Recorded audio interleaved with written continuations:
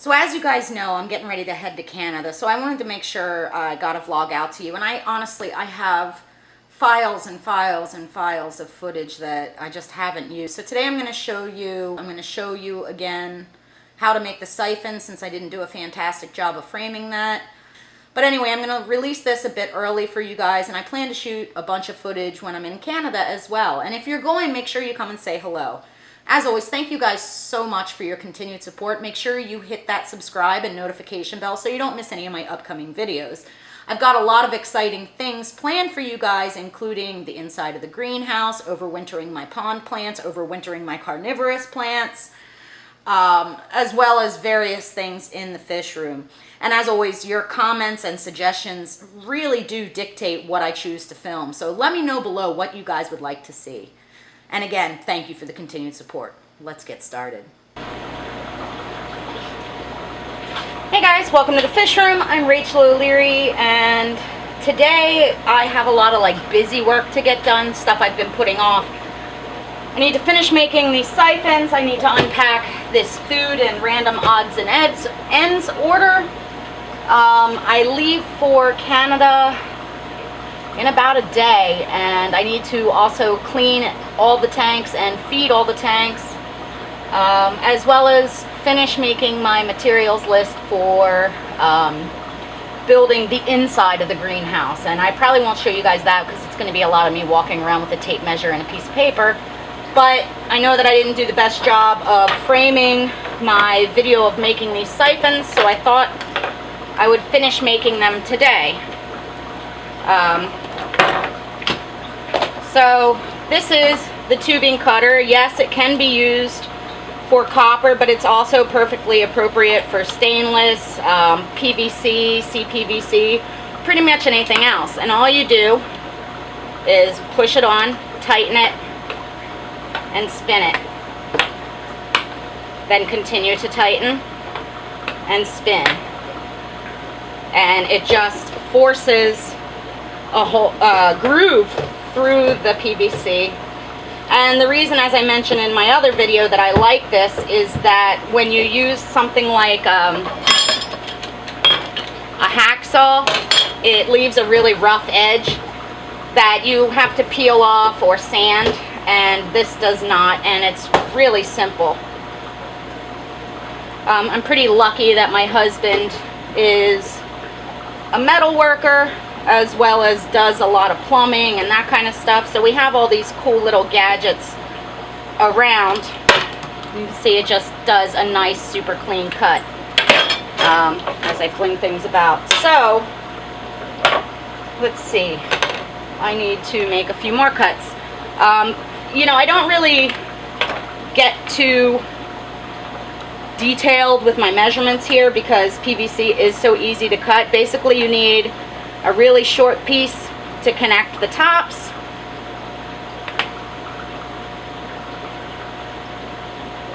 For the part that goes over the aquarium tank frame. Now, if it's rimless, that's not important, but it's really nice to know that when you put your siphon in your aquarium, it's not going to go anywhere.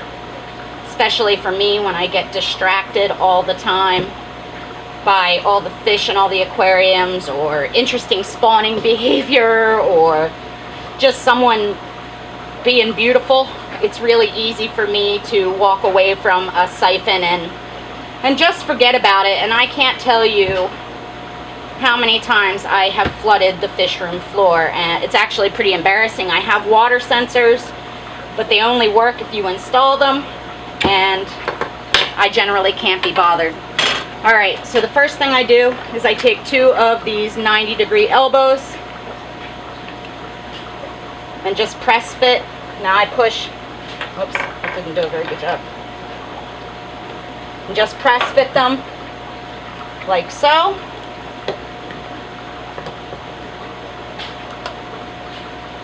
And that fits over the edge of your aquarium. And then I just push down on them to make them square. Then I take another piece of PVC, do the same thing on this side, Then it's up to you if you want to use the ball valve or not. Sometimes I do, sometimes I don't. For smaller tanks, as I mentioned in my other video, I do not. Then I take a coupling that is smooth on both sides. Press fit this. That's our strainer. And on this side, I just take another small piece of PVC.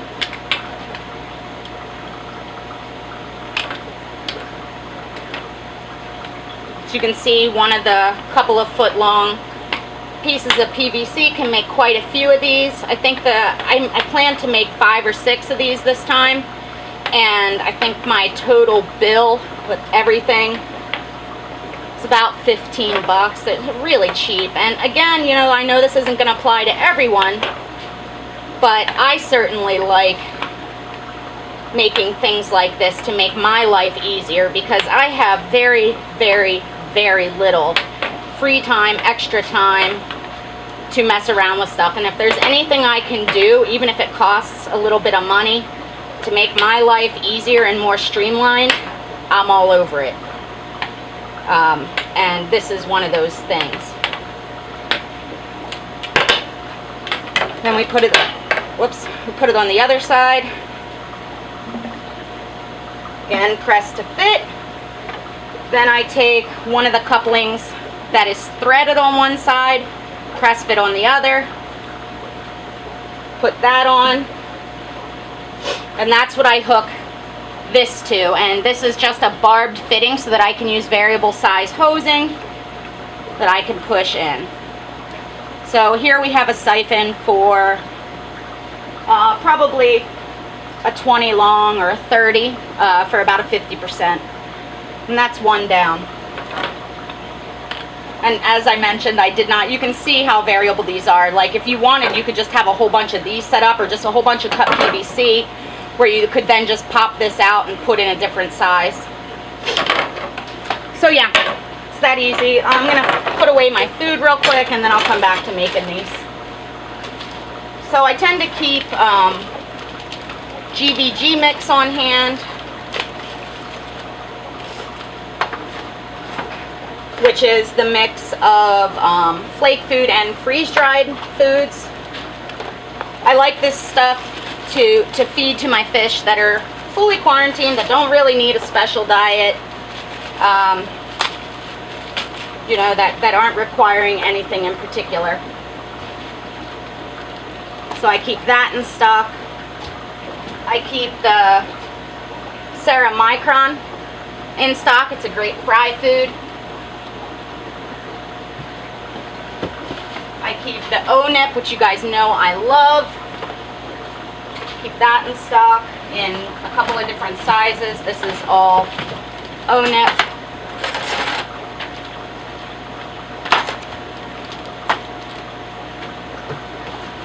More O-Nip.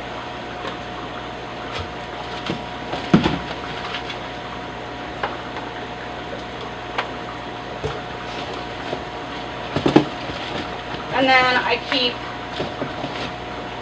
some of the different catfish products. There's a wafer that has wood that I think is pretty good. I don't know what this is. This must have been a gift. It's all in German, so I can't read it, but it looks like it's a micro cichlid pellet. More catfish wafers.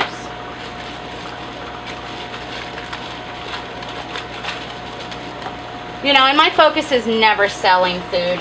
I just keep some here so that if someone who's ordering asks, like, what is the fish eating, that I have some options of stuff to send along with them.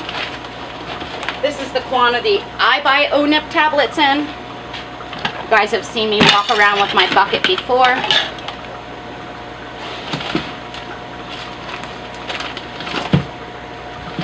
I have no idea what this is. Water conditioner. Okay. Some fish bags. You can always use fish bags. Another water conditioner.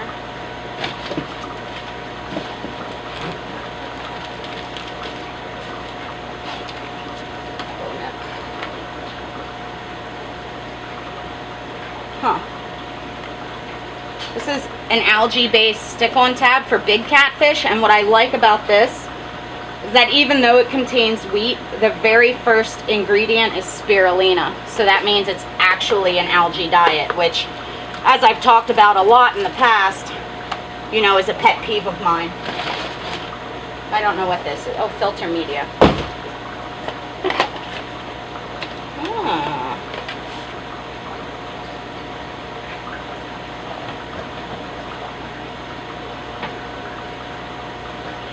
This looks like a floss kind of thing.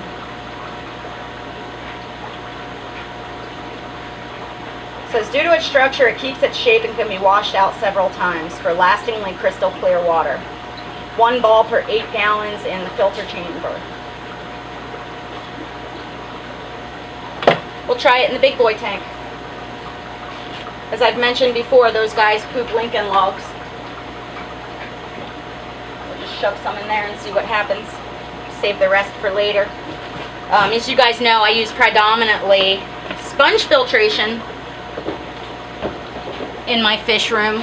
So a lot of the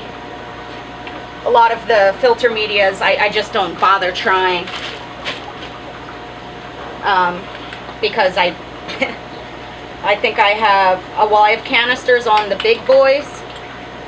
I have a wet dry on the Oscar. I could probably stand to put someone in that one.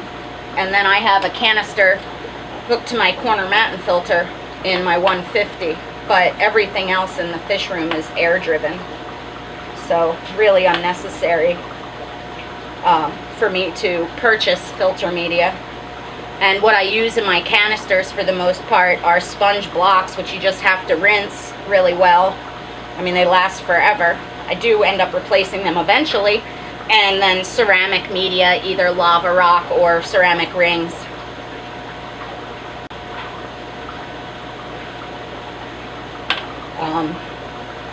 So yeah.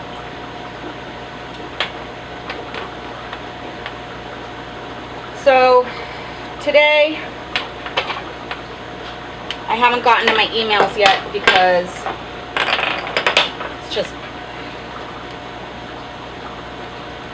so my schedule is, as I've mentioned in the past, a bit insane. On Mondays and Wednesdays I get up at little after 5 a.m. to take my daughter to diving practice. Both Monday and Wednesday are extremely busy shipping days for me.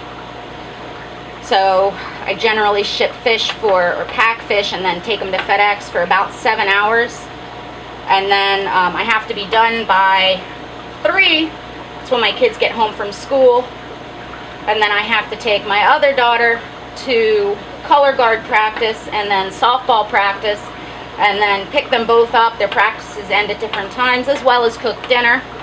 And so I usually don't get to my emails until after dinner time each day, because I like to focus on the physical work in the fish room before I worry about my paperwork. I think the health of my critters is a bit more important than doing emails. You guys may disagree, but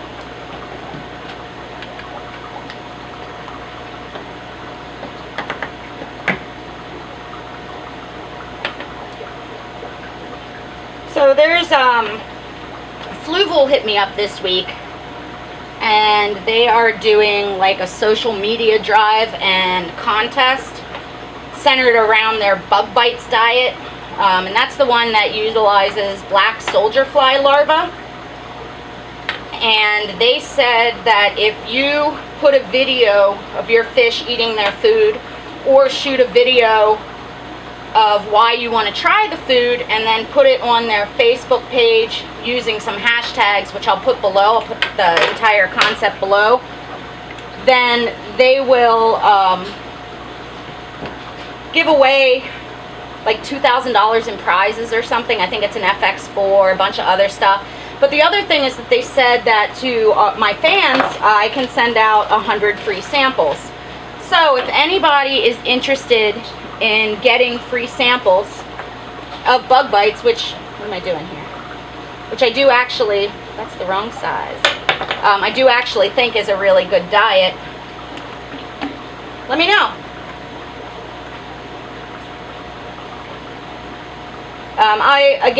I need to read the email. Actually, let me pull it up and I'll read it to you guys.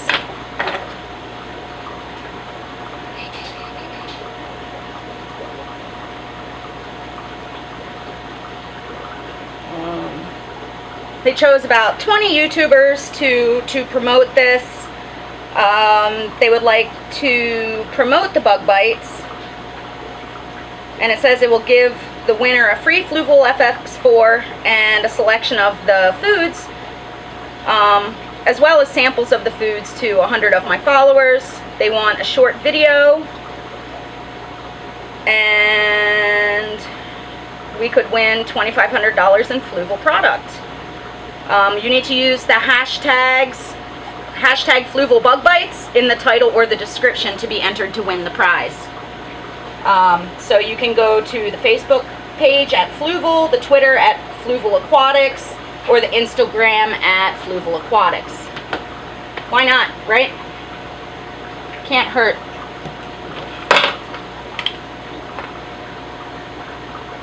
You guys know I don't usually do like contests or giveaways or anything like that, so you know, I'm not going to make a formal video about this. I will post about it on my Facebook, and I will let you guys know how to let me know if you want a free sample, since I guess I have to compile a list of 100 of you.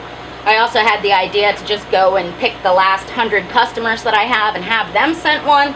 Let me know what you guys think. Like, do you think I should just let you contact me to see who wants the Bug Bites? I have fed them to my fish. I feed them to my living room tank. The fish all really like them. I also use the Bug Bites to feed my carnivorous plants, if you guys remember correctly. And that went really well.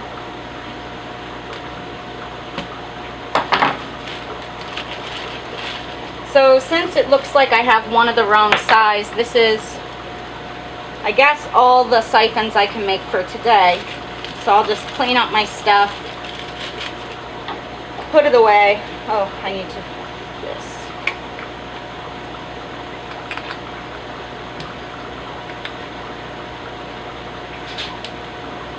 Yep, so you can see while we're talking here, oh, this one needs another side. I'll finish that. I'll make another one for a 75, which is longer. I tend to make half and half. So one of the things I really need to get done is cleaning this high Cistrus tank. I don't know if you guys are like me. Like, I dream about my fish all the time, which I guess is a little bit weird. But I had a dream last night that I woke up to like all these dead high Cistrus, and it freaked me out. So it's only about, gosh, I guess it's about 7 in the morning right now. And first thing I did this morning is come down and start cleaning high Cistrus tanks, because it really freaked me out to have a dream like that. Now I know that it's just a dream, but you know, my fish radar over the years has become finely honed. So I'm just gonna I've got my siphon water changer going over there, and then I'm gonna do a good vacuum of the aquarium as well, just to make sure that everything's good. And you can see how much mulm is coming out of this aquarium. I did do this a few days ago as well, but you know, can't clean them too much really. And what I'm going to do, this bucket is full. I'm going to get a hose so that I can get in between the wood. Now I have been feeding this tank heavily, so there's a bit more detritus than normal, but with this having juvenile fish, and me honestly wanting to get some size put on these fish, it's worth it to feed them pretty heavy. So that's about 50%. Now I set my temperature at the sink. Since this tank is heated, I do try and match the temperature at least within a few degrees so as to not stress these guys too much. These are fish that sell for $100 to $125 an inch, so I try and be especially careful. Let's take a look at them while it's filling. Let's take a look at them while it's filling. You will see a little bit of detritus still going around. I'm not sure if you guys can see that dude in there or not. These are one of the Ryuzingu zebra types with the squiggly lines. They retail for $100 to $125 an inch. Super nice fish, like super warm water. But like most high pancistrus, you don't see a whole lot of them. This guy's relatively visible.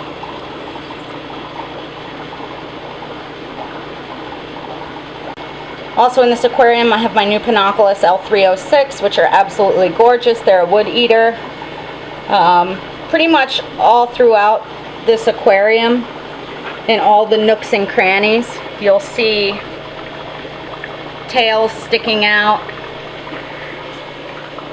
fish in caves. So it's pretty fun, but it's especially important that I keep this aquarium nice and clean for these guys, because I feed them really heavily because they're very valuable. I want them to put on size because they gain more value as they get larger, and they are relatively young fish. So this is an aquarium that gets a lot of water changes, though I have no idea why I dreamt that they all died last night. So I'm pretty much done my water changes for today. You can see that tank that had green water, I just did a quick water change on it, is now clear from adding the Daphnia. Gone around and just put some O-Nip in a bunch of tanks so I can get a look at the fish. Cabrosis,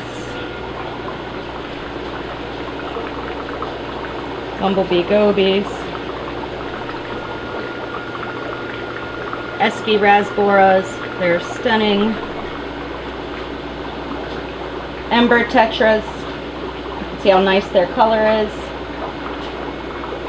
Over here is that mishmash tank. There's all kinds of stuff in it. Shellies. Sardine cichlids.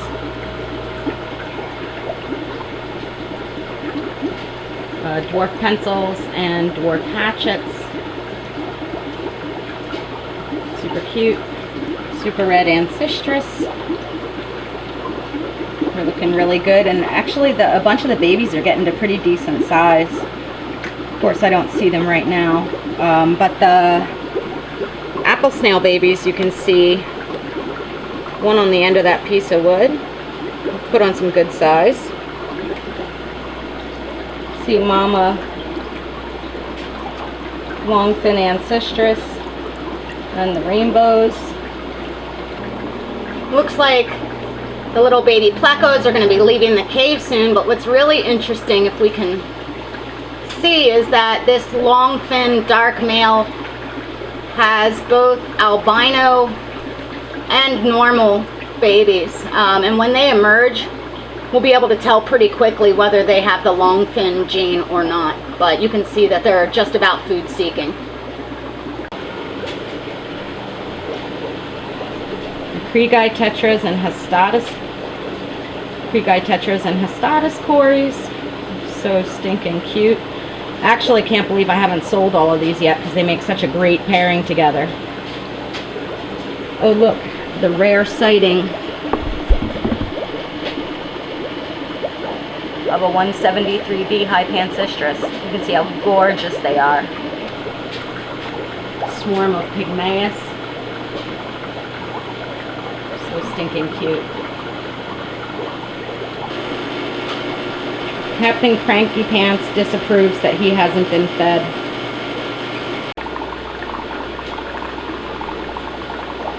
These fire eye loaches are pigging out. Look how cute they are. I can't wait for them to finish their quarantine to go into the big tank. If you guys remember correctly, I quarantined for 6 months for the big tank. These guys came in 8/14, so I still have a while to go, but man, are they sexy. To close, I just wanted to show you guys really quick that the speck is still plugging along. I'm getting a little bit of algae here.